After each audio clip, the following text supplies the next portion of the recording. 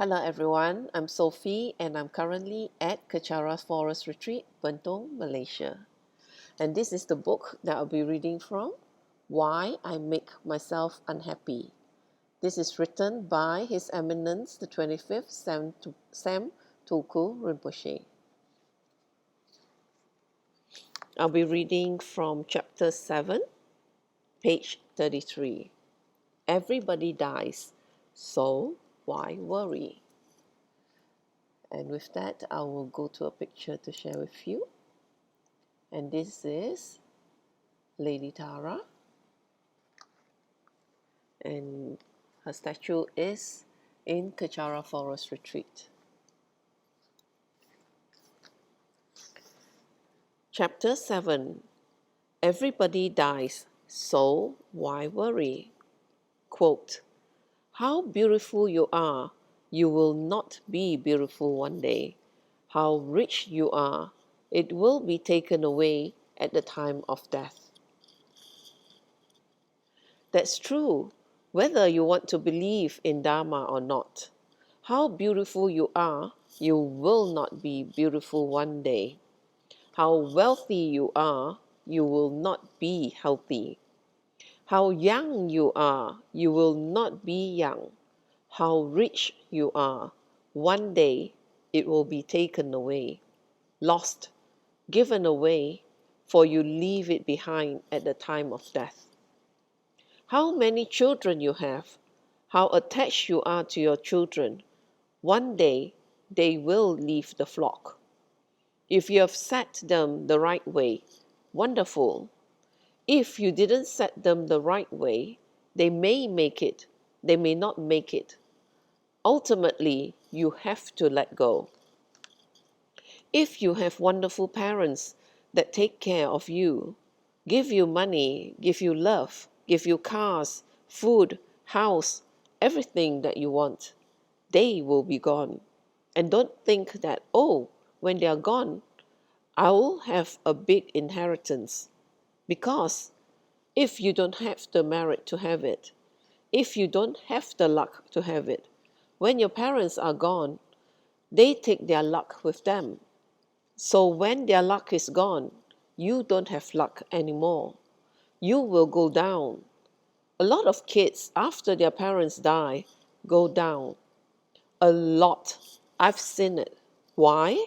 Because this is my job to interview people, to see people, to talk to people. I've met thousands, all levels, all cultures. This is my job. I've met a lot of kids who come from extremely wealthy families. Once their parents are gone, the kids fall. Boom! They can't even get a job. They work somewhere cutting paper. And I'm not putting anyone down. Why? Because when they don't have the luck, but they live with someone who has the luck, they get something. For example, if you don't smell good, but if you stand next to someone that smells good, you smell their smell. They can smell your smell too. Okay, so when you're around someone who smells good, they smell really good because they put on Christian Dior. They put on passion or whatever, and they drank the whole bottle, you know what I mean. And they smell good, and someone comes near, they think, oh, you smell so good. But the minute that person goes away, they smell you and they go, oh, you smell interesting. Correct? Similarly, if your parents are very wealthy and you are there, everybody looks at you. Oh, you guys are so lucky. What? You are all so rich, got everything. If your parents drop dead, they go away, they are finished, they are no more. Suddenly, you are smelly. If you don't have the luck to have the wealth, you won't get a dime. I promise you. If I'm wrong, Buddha is wrong. I'm not backing up what I say with the Buddha. I'm telling you the truth about karma. So, if you're riding high now and you are having a great time, you are just living life and you're just going along, and enjoying yourself and letting daddy and mommy give you everything. I wish I had one like that, but I don't. And you are just going along. If they go off, if they pass away, they may have $10 billion to give you. They may have $10 billion. But if you don't have the luck to have it, maybe something goes wrong in the courts. With relatives, someone, you can't get it. I promise you. So you better get your act together now. That's what I always tell myself. Similarly, that is for everything in life. If that person is very powerful and he smells good, one, once he is gone, your smell comes out because you go along with your karma. You think about that. Does that make sense? Is that logical? Even what I'm telling you now is Dharma talk. Even some of you who have taken the time to come listen to Dharma for 1 or 2 hours, when you leave here, you get more knowledge. That is what you get. That is what you do for yourself. I don't charge you. There is no entrance fee. I don't get anything from you by teaching you Dharma. There is no benefit for me. In fact, I take time away from watching movies. I brought some new movies yesterday from Speedy. I'm dying to go home and watch it because I'm not attached. So I take time away from my personal life to come here to share with you knowledge that I have taken 20 years to learn through a lot of sacrifice. I lived in a little house in India. Later it was a big house, but anyway, in the beginning it was a little hut, living under my teachers. So when you leave here after 2 hours, you did something for yourself. You get knowledge that is over 2,500 years ago. Sorry, 2,500 years old from the Buddha. You win. If you make the effort, you stay awake, you put yourself here and you sit and you listen, you win. So if you are having a great life now because your parents have given it to you, your company is giving it to you, your girlfriend is giving it to you, your wife is giving it to you, your husband is giving it to you, your boyfriend is giving it to you, your lover is giving it to you, whatever. However you're getting it, you have to make sure that when they are gone, you have the luck to continue that way of life. Because if you don't, no joke. So don't be riding high now. And some of us who are riding high now without any personal effort, let me tell you something.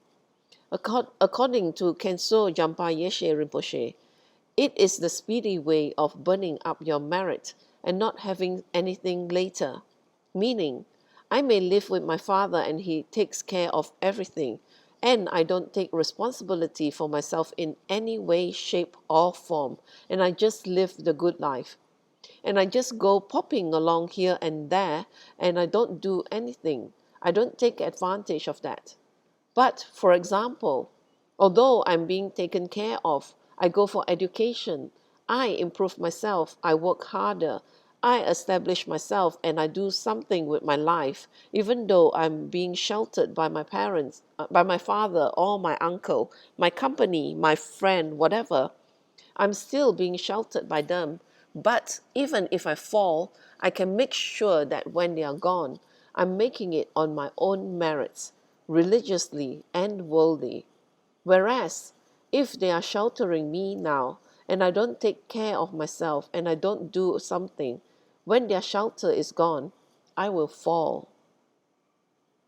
What Khenso Jampa Yeshe Rinpoche says is that, in fact, the type of people who use their opportunity not for improving themselves, but for just enjoying and laying around, will use up their merits faster and quicker. So when this umbrella or this parent or this person is gone, they will fall even heavier. And I've seen that in my own family with my own brothers. One of them died of cancer just last year, 42, 43. Why? My father is very wealthy in Taiwan. I don't get anything because I am from a different mother. My brothers are very good looking, very handsome, very tall. They are all, they are in all the sex gossip magazines. They send it to me to see which actress they are sleeping with in Taiwan. Not that I care. I don't know why they send that to me. Yes, some of you have seen the magazines my brother sent to me, that he slept with this girl, and he is the Dalai Lama's best friend. Anyway, never mind. And yes, one of them has got apartments and houses from my father, and he died of cancer because he overdrank and oversmoked and overpartied. He never worked a day in his life. He lived off the salary he got from renting the apartments my father gave him. And he literally died from a good life last year. Many of you know that. My sister took land from my father and got USD 3 million or 4 million out of it and just disappeared to another part of Taiwan and never contacted him again. My other brother is now living under the umbrella of my father. My father has throat cancer, but he is okay now, in remission. My point is, when my father's umbrella is gone, they will suffer tremendously. Why? Because when they live under someone's luck and merits, and we live under someone's money and fortune and good luck, no matter how close they are to us, when they are gone, we may not get it. And you know what is sad? The people and friends around us who are after that, they will disappear very fast because that is what happened to my brothers. I'm not telling you from a Dharma book. I'm not telling you from what I have read.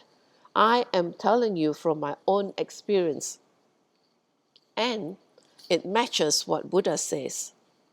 So, don't think that I had a good life, that I have been living in a gold palanquin in the Potala Palace in Tibet. No, I was living on the streets of LA hustling.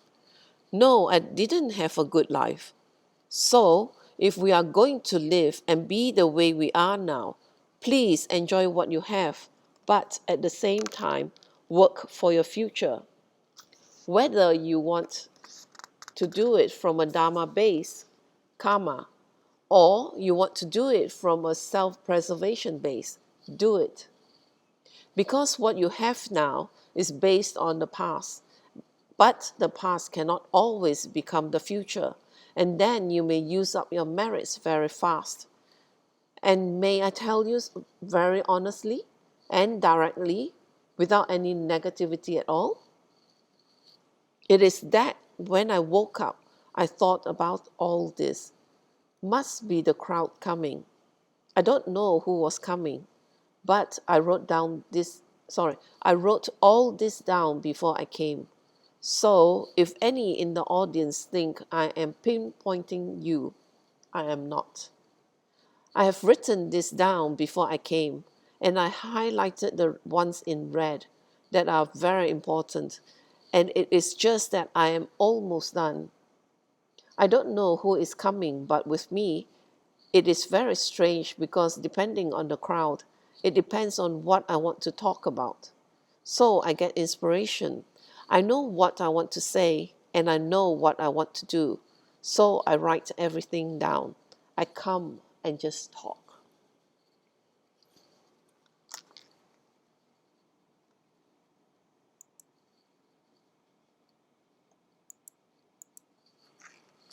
And that's the chapters, that's the end of chapter 7. And as Rinpoche said, this is, it is very true because whatever Rinpoche teaches is always based on his experiences and also on the truth of Buddha's teachings, the Dharma. And it is very applicable to all of us. As Rinpoche says, when we have the good life, usually it's based on someone else's good fortune. as Rinpoche said, from our parents, maybe from our spouses, or, from whoever, even our bosses, sometimes when you think of it.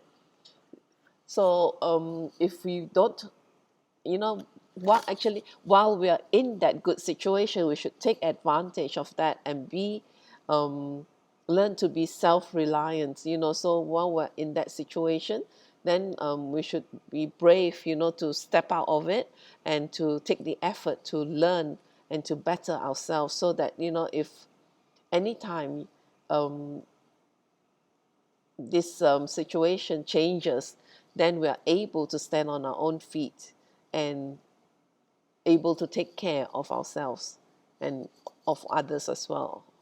So, as Rinpoche mentioned, everything ends at death. So, if our parents were to leave, then, that security that we had may be taken away. If we are not, if we have not, um, taken that opportunity that to, grow and take care of ourselves. And really, what he says, what Rinpoche says is true. Okay, so that's the end of this chapter, chapter 7.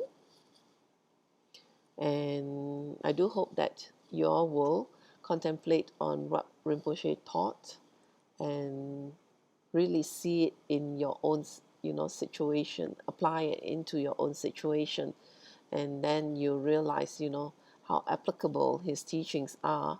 And if we were to practice what he teaches, then we will not have to suffer so much.